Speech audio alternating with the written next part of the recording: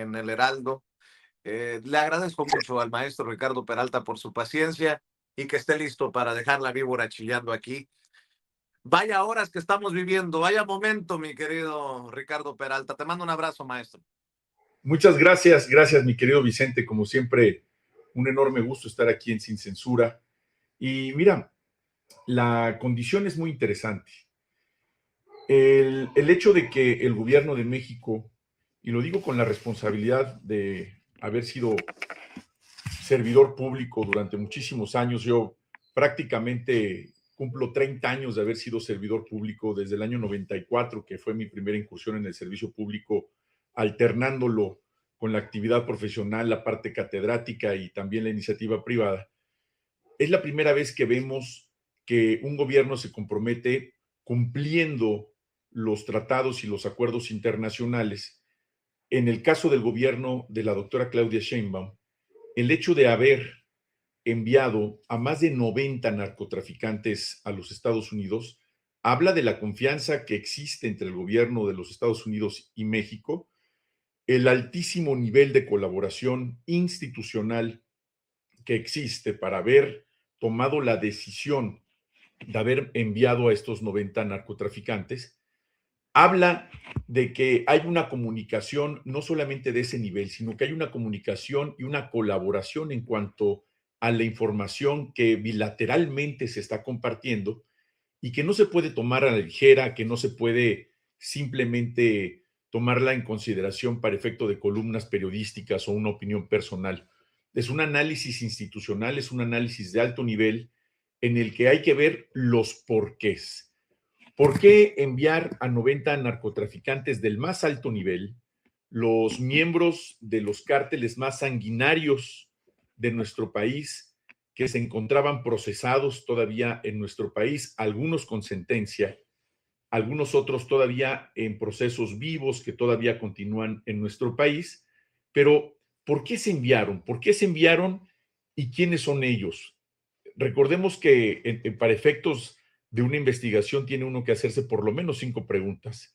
¿Cómo, cuándo, por qué, para qué? Y para este efecto, ¿por qué y quiénes son? Son 5 preguntas que tenemos que hacernos para estos efectos.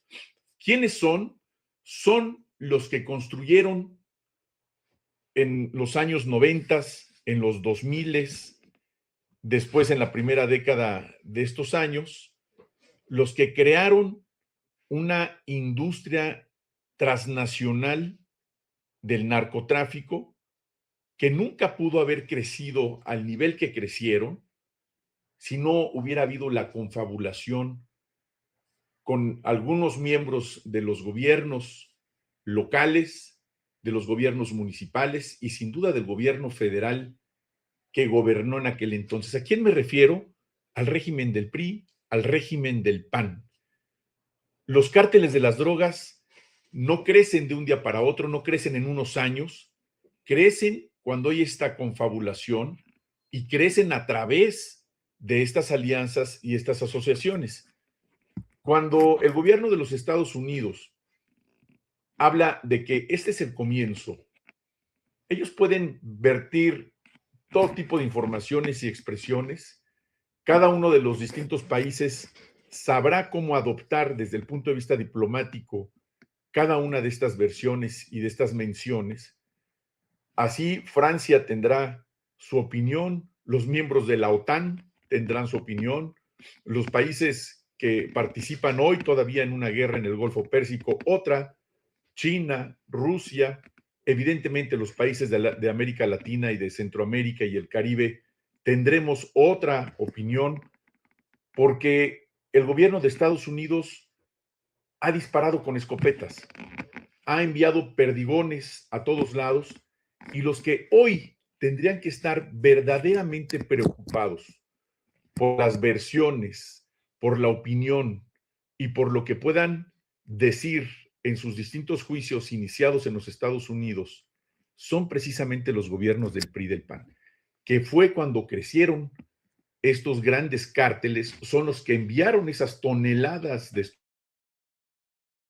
gente a los Estados Unidos y son los que hicieron crecer las redes de distribución hacia toda la Unión Americana, cuando aquí algunos columnistas, con cierta razón, pero con poco conocimiento de cómo se operan las cosas a nivel institucional y obviamente con fantasías de lo que pudiera ocurrir. Cuando uno ha estado en estas organizaciones de gobierno y conoce a fondo cómo es que pueden estructurarse estas organizaciones criminales y cómo es la relación institucional entre países, entre agencias.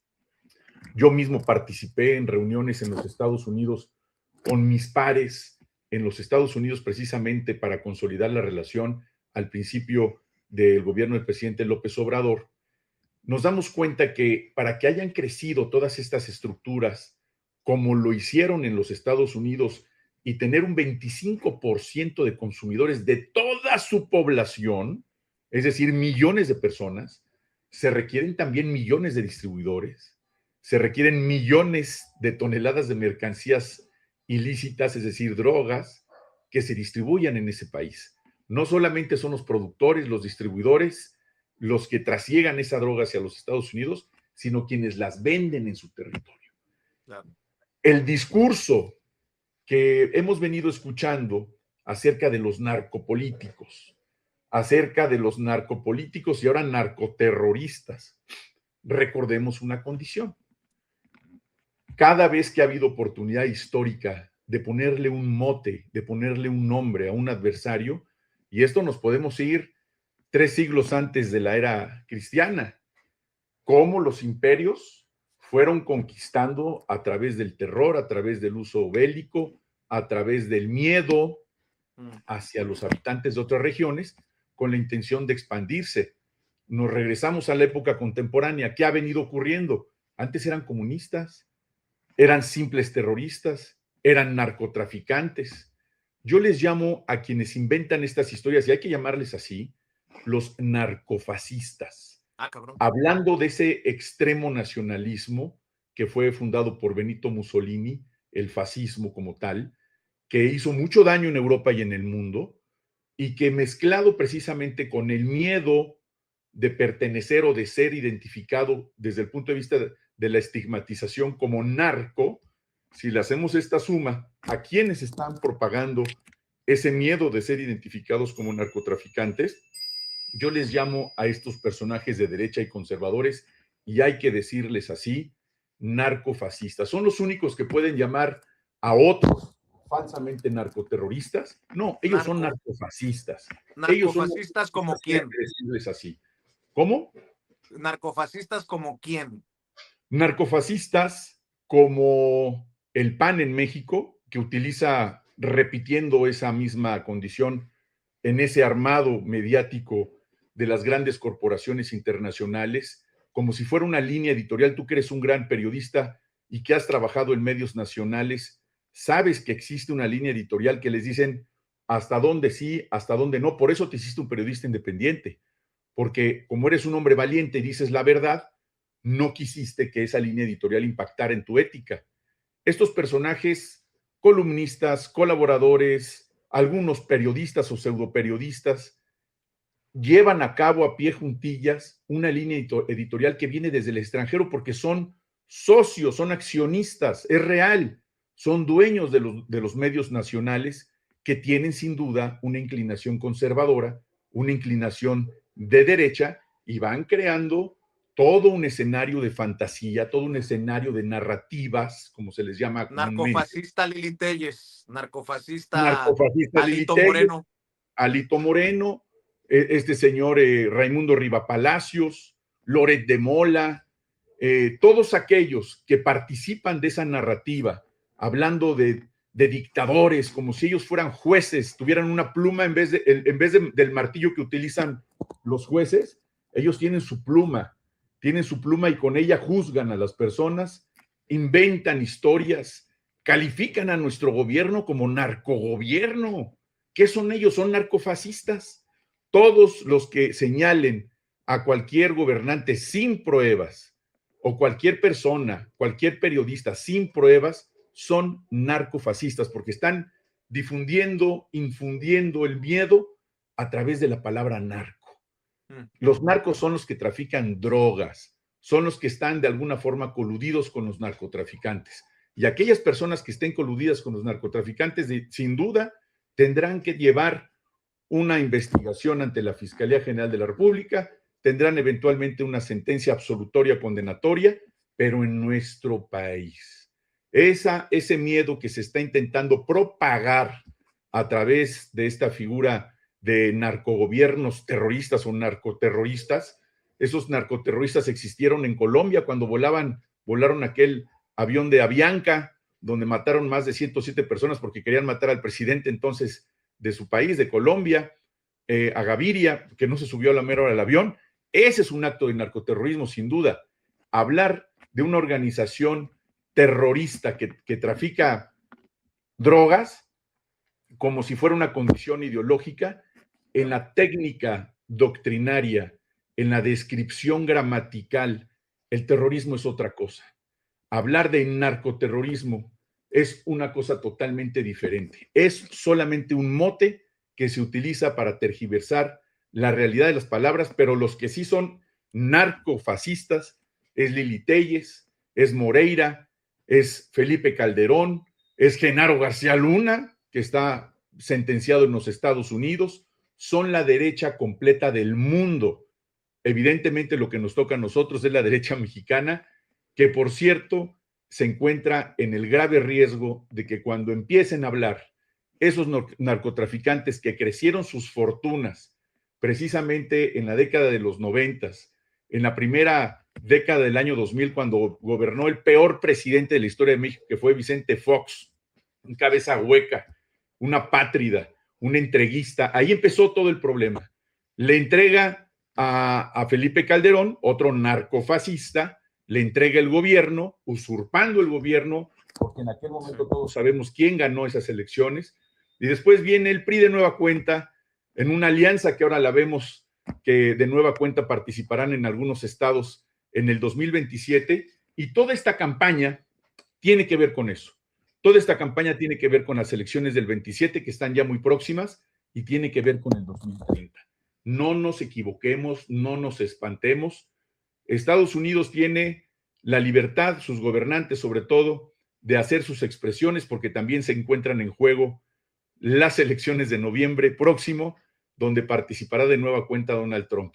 Pueden hacer sus expresiones, pero México es un país de leyes. En México hay un Estado de Derecho. México tiene una presidenta a prueba de todo, una presidenta digna, valiente, inteligente, una mujer amable, muy querida por los mexicanos, más del 72% de preferencias todavía sigue manteniendo la presidenta a pesar de estos ataques que vienen del extranjero, y sin duda es una embestida que viene para toda América Latina. Están enojados con la OTAN, están enojados con sus socios comerciales en Europa, están enojados con Canadá, están en conflicto con muchas partes del mundo, insisto, como tiros de escopeta. Y hoy por hoy lo que se requiere en una condición de esta naturaleza es señalarlos como lo que son. Son narcofascistas, querido Vicente. Maestro Ricardo Peralta, ¿por qué no cerramos en esta intensa jornada invitando a la audiencia para que te siga en redes sociales, maestro? Con todo gusto, mi querido Vicente. Me pueden seguir en TikTok como Maestro Ricardo Peralta, en Facebook y en Instagram Ricardo Peralta Saucedo, y en la red X Ricard-Peralta. Y quiero aprovechar este espacio para mandarle un fuerte abrazo a mi querido Vicente, que este lunes pasado fue su cumpleaños, y espero muy pronto, ahora sí cumplamos este trato que traemos de esa carnita asada, mi querido Vicente. Yo creo que la lista de invitaciones cada vez es más larga, así que anótame ahí, por favor, mi querido Vicente. Doble celebración, el tuyo y el mío, por atrasado. Ponte, ya quedaste, ya rugiste, León. Venga, te mando un abrazo. Un abrazote y un abrazo a todos los que nos ven. Muchas gracias. Abrazo con cariño.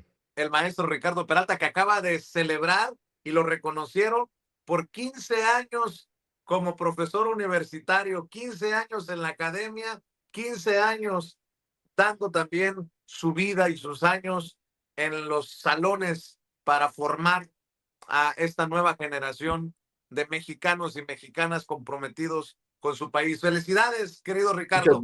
Muchas gracias. Que viva la Universidad Nacional. ¿Cómo no la voy a querer? Muchas gracias. Eso. Gracias, Vicente. Saludos. Viva la UNAM.